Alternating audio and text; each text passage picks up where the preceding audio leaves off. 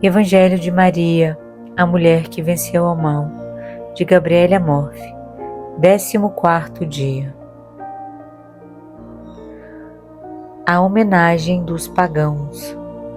Mateus nos conta da visita dos reis magos ao menino, segundo o Evangelho de São Mateus, capítulo 2, versículo 1 a 12.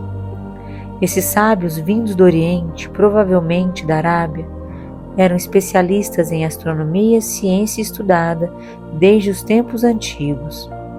Deus se adapta aos diversos costumes e mentalidades para anunciar aos pastores o nascimento de Jesus, por serem hebreus que conhecem perfeitamente, pela Bíblia, a existência dos anjos. Vale-se desses mensageiros celestes, por outro lado, para avisar a seus sábios pagãos. Vale-se de um sinal, de acordo com os seus conhecimentos, uma estrela extraordinária, de certo milagrosa, a ponto de indicar um acontecimento grandioso que os conduziria à casa da Sagrada Família. Ela não pôde, no entanto, ser identificada como um cometa ou como os astros celestes que nós conhecemos. Podemos situar esse episódio por volta de 1 ano antes do nascimento de Jesus, e o deduzimos a partir do fato de que Herodes, calculando o tempo de aparição da estrela, mata todos os meninos de 2 anos ou menos. Estamos acostumados a colocar as imagens dos magos nos presépios, pois a Epifania acontece perto do Natal, e é cômodo para nós usar o nascimento preparado anteriormente. No entanto, o Evangelho afirma que os magos encontraram o menino e sua mãe em casa. É muito provável que o abrigo provisório na gruta tenha durado pouco, quiçá apenas os 40 dias nos quais uma mãe não podia sair de casa depois do parto. Enquanto isso, José teria ido atrás de um abrigo adequado, retomando seu trabalho. Assim, pouparia o recém-nascido dos incômodos da viagem de volta a Nazaré, podendo supor que se refugiaria de maneira adequada, tanto pela casa como pelo trabalho, já que, de volta ao Egito, sua primeira intenção será regressar a Belém.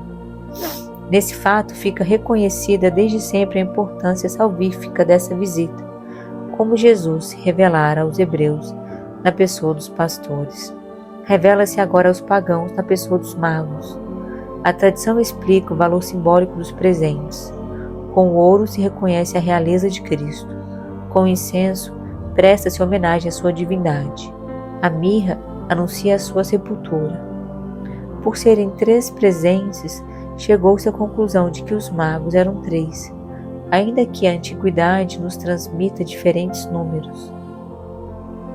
Essa homenagem dos pagãos foi certamente prazerosa, uma alegria surpresa para a família, que interrompe por um dia seu refúgio habitual. Porém, nessa ocasião, a alegria pelo reconhecimento do menino, pelos presentes e pela acolhida festiva, a dor não tarda a se juntar. O final é definitivamente trágico. Os magos são advertidos em sonhos que não retornem até Herodes e comunicam a José, também em sonho, que fuja para o Egito, ou seja, para o estrangeiro, pois Herodes vai procurar o menino para o matar. Evangelho segundo São Mateus, capítulo 2, versículo 13.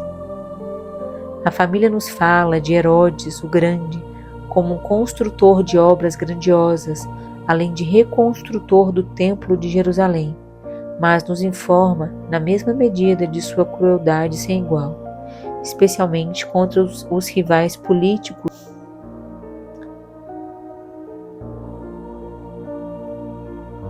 ou os considerados como tais.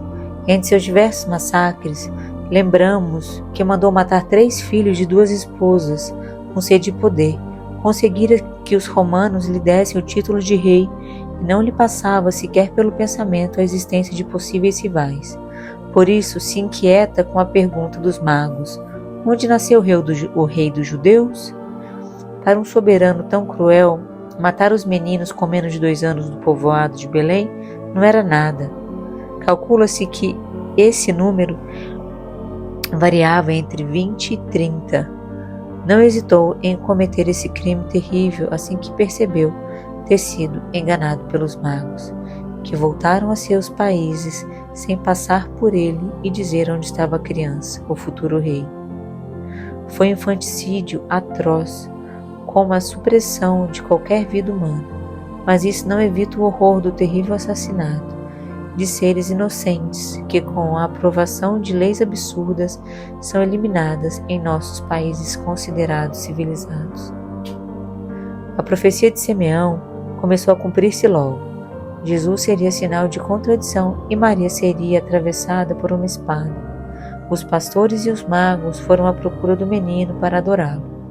Herodes à procura para matá-lo. A presença de Jesus, ainda que tenha vindo por nossa salvação, incomoda alguns. Podemos imaginar que o anúncio feito pelo anjo acerca do perigo iminente que ameaçava o menino colocara asas nos pés dos membros da Sagrada Família. Foge imediatamente, compartilhando assim da sorte dos fugitivos, dos perseguidos políticos, daqueles que se veem obrigados pela perversidade humana a abandonar tudo e todos para enfrentar o desconhecido em terra estrangeira. Sabemos que o evangelista Mateus escreveu seu relato levando em conta, sobretudo, as exigências dos judeus cristãos. Por isso, procura enfatizar a realização das profecias. A primeira é justamente que nasceria em Belém, segundo a indicação profetizada por Miqueias. Depois, como comentários do massacre de inocentes, refere-se ao que escreve Jeremias sobre o pranto de Raquel. Relembra assim o pranto das mães que têm os filhos assassinados. Por fim, cita a profecia de Oséias: do Egito chamei meu filho, para nos dizer que também tinham sido profetizados o exílio de Jesus e seu retorno posterior. Nos dois últimos casos, especialmente, notamos certa liberdade de interpretação e adaptação. É muito relevante para nos fazer compreender que a Sagrada Escritura é cheia de significados. Com frequência nos apresenta pessoas ou acontecimentos que têm muitas interpretações. Às vezes, certas referências que a nós passariam batidas são iluminadas pelo Espírito Santo, o principal autor da Bíblia. No episódio que acabamos de considerar, da piedosa visita dos reis magos ao massacre cruel de Herodes, há uma sucessão de fatos, comportamentos e estados de ânimo que merecem máxima atenção. O centro de tudo é a pessoa de Jesus, e é Ele quem desperta sensações tão diversas. Segundo, acolhemos ou desprezamos a sua presença. Reflexões sobre Maria.